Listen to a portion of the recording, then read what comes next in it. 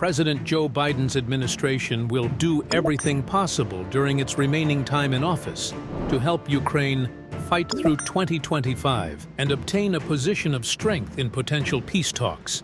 Secretary of State Antony Blinken vowed on Tuesday the administration has recently taken some important steps in this direction, including permitting missile strikes in Russia.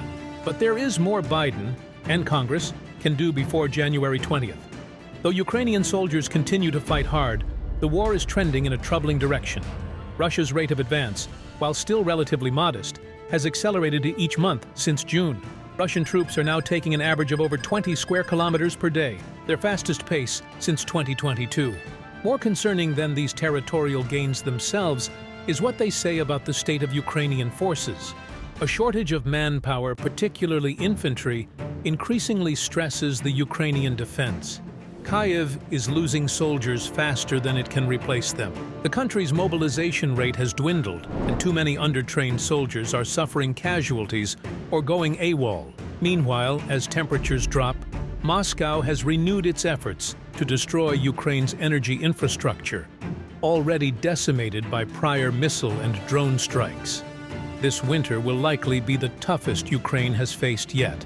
In a pessimistic scenario, severe blackouts could trigger another refugee crisis.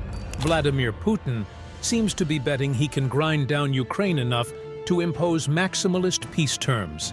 The conditions pushed by the Kremlin would restrict Ukraine's geopolitical autonomy and leave the country vulnerable to future Russian aggression. Although Russia's military and economy also face growing challenges, the concern is that Ukrainian lines will break before the Russians run out of steam.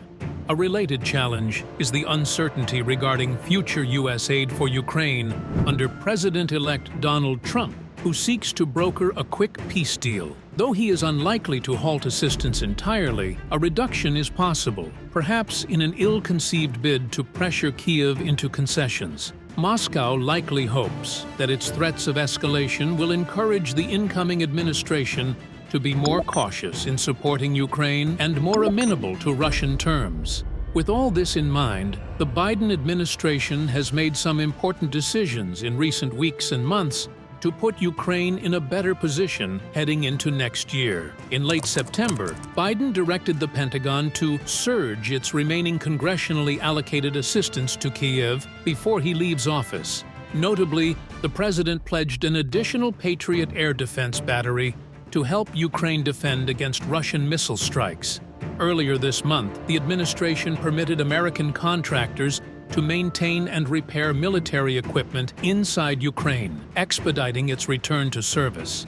In addition, Biden decided to give Kyiv anti-personnel landmines, intended to help stop Russians' creeping infantry assaults.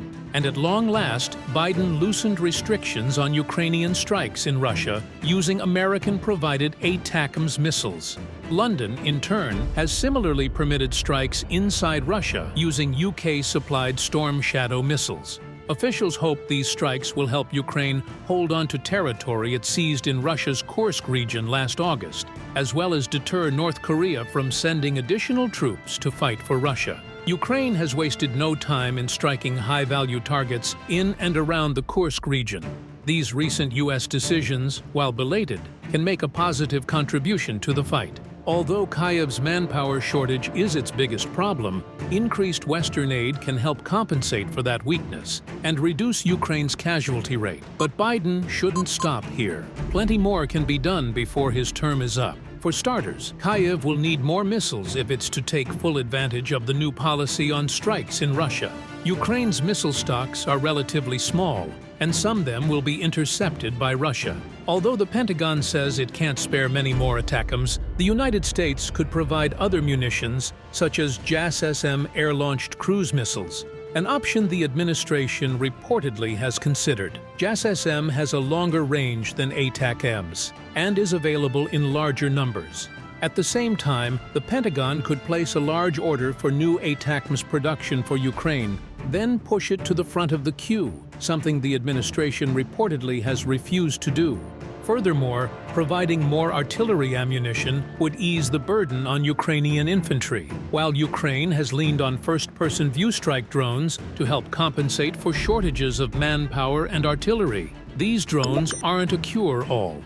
U.S. production of 155 mm artillery shells is expected to double to 100,000 rounds per month by summer 2025, enabling greater supplies to Kyiv. But Ukraine needs these munitions now, not later. Washington should push South Korea, a significant producer of artillery ammunition, to consider indirectly providing additional shells to Ukraine via the United States, as Seoul did earlier in the war.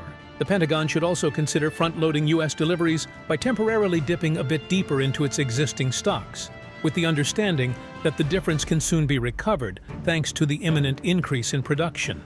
This could allow Ukraine to fire higher volumes when they're needed most. It would help hedge against a potential cut to U.S. aid under Trump. In addition to ammunition, Kyiv needs more armored vehicles and other equipment to replace losses and kit out new and existing units. The Biden administration has pledged a significant number of vehicles over the last couple months, albeit mostly Humvees, and should continue this trend. Many Ukrainian units remain under-equipped. Filling this gap would improve their combat capability and help reduce casualties. Ideally, these additional deliveries will include more Bradley infantry fighting vehicles, which have performed excellently in Ukraine.